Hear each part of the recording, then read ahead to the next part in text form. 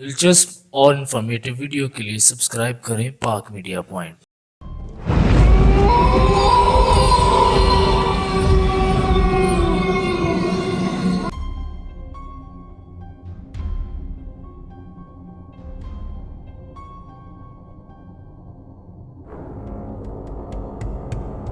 پاک media point کے معزز ناظرین، السلام علیکم۔ آج ہم آپ کو ایک پراسرار جگہ کے متعلق بتائیں گے جو اپنے اندر بسنے کے خواب دیکھنے والوں کا قبرستان ثابت ہوئی، اور دیکھتے ہی دیکھتے یہ شاندار محل ویرانیوں کی داستان بن کر رہ گیا۔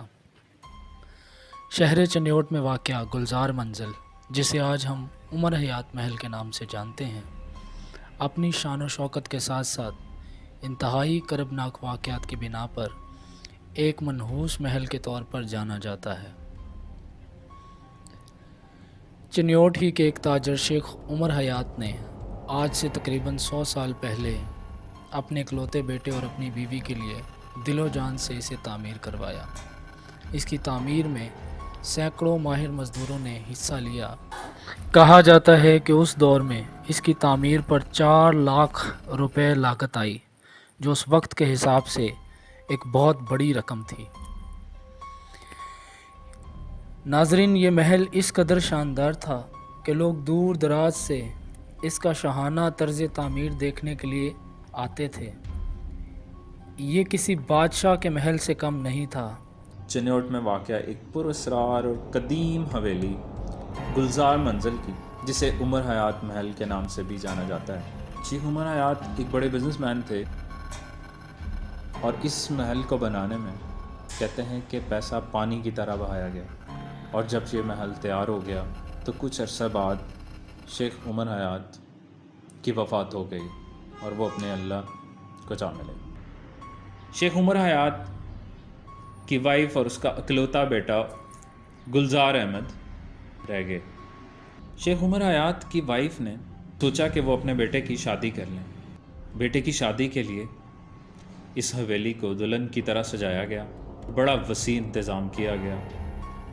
یہ کہا جاتا ہے ڈھول والوں کو بلا کر مختلف اطراف میں بھیج دیا گیا، اور یہ کہا گیا کہ جس کے کانوں میں اس ڈھول کی آواز پڑے گی وہ اس شادی میں انوائٹڈ ہوگا۔ یہ شادی بڑے دھوم دھام سے کی گئی۔ آئیے اس کی ڈیٹیل سنتے ہیں یہاں کے کسٹوڈین کی زبانی۔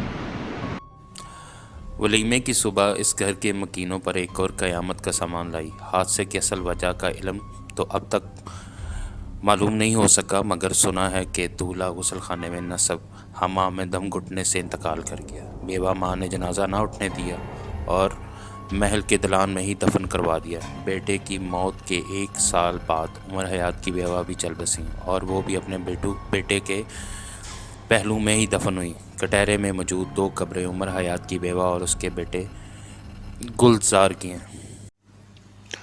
ماں اور بیٹے کی موت کے بعد عمر حیات کے خاندان کا کوئی فرد نہیں رہا۔ کہا جاتا ہے ورثاء نے گھر کو منحوس قرار دے کر اس میں رہنے سے انکار کر دیا۔ ایسے میں شہر کے ایک مخیر ہستی نے یہاں یتیم خانہ کھلوا دیا۔ کچھ عرصہ گھر پر ناجائز قبضہ بھی رہا، اور شہر میں ایک نئے ڈپٹی کمشنر آئے۔ ڈاکٹر امجد ثاقب اور عطر طاہر کی مدد سے چنیوٹ کے اس تاریخی ورثے کی حفاظت کے لیے باقاعدہ اہتمام کیا گیا۔ اب عمر حیات محل ایک لائبریری کی حیثیت سے ہر خاص و عام کے لیے کھلا ہے۔ مشتاق صاحب اس محل کے نگران بھی ہیں، تاریخ دان بھی اور نوحہ گر بھی۔ داڑھی تیزی سے سفید ہو رہی ہے، سوال کرو تو منہ سے معلومات کا ایک سمندر بہنے لگتا ہے۔ ایسا لگتا ہے گھر کے سب سے پہلے مکین وہی تھے، اور ملال ایسا کہ ہر دروازے اور ہر چوکھٹ کو چھو کر ایک ہی بات بار بار کہتے ہیں، محل اپنے مکینوں کا مزار بن گیا۔ کیا گیا، فرنیچر لا رکھا گیا، لائبریری کا اکوپمنٹ مہیا کیا گیا، اور یہ اب شہر کی لائبریری بھی ہے اور سیر کی جگہ پہ بن گئی۔ یہ 5 منزلہ محل کی مکمل تصویر ہے۔